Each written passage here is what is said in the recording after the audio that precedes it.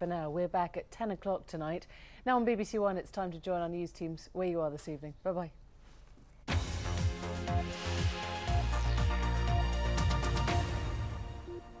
Hello and good evening from BBC Look North. They're responsible for one of the country's most dangerous stretches of water, and they're on call 24 hours a day. Now, work is underway to better connect the lifeboatmen at Spurn Point, the only permanently manned operation in the country. It's one of Yorkshire's most isolated spots. Only 22 people live here, the lifeboatmen and their families. For the crew, being on call 24 hours a day, 6 days a week, means they can't venture far away.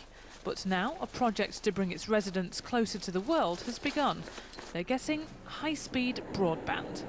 As soon as we've got all the cabling in and we start to hook it up, then we start to get a little excited, and we all sat around the computers waiting to see how fast it's going to be. Getting a high-speed internet service might not seem like much, but living and working in such a small place means they often become isolated.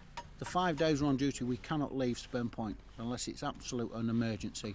So to be able to talk to your family on video link and all the bits and bobs, it's looking good. And the benefits don't end there. The station is the only fully manned, full-time lifeboat crew in Britain. So with their super-fast broadband, it could allow them to become a training centre. This is definitely a step forward for us.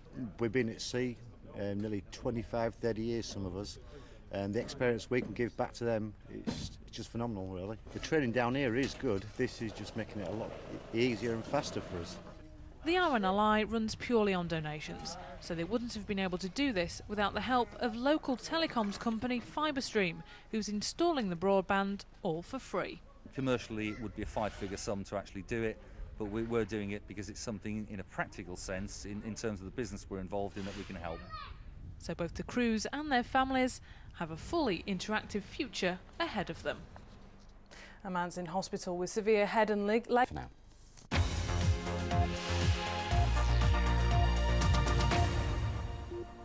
Hello and welcome to Saturday's Look North.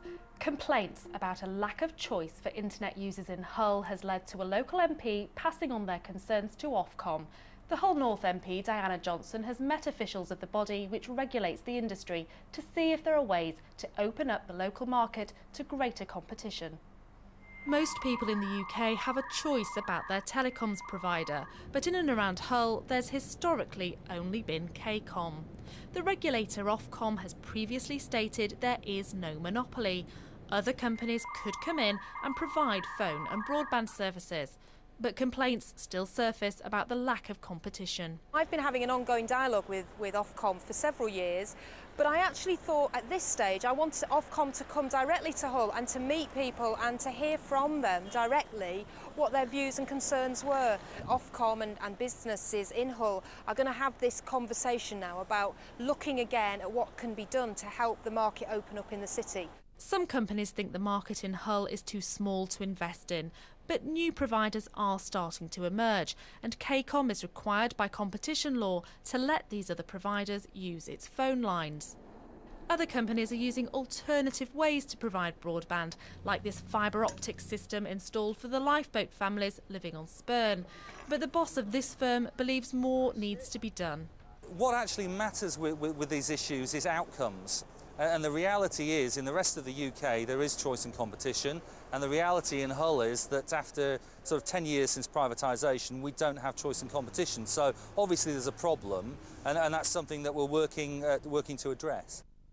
Kcom says it welcomes Ofcom's meeting with the MP and will wait for feedback from the regulator.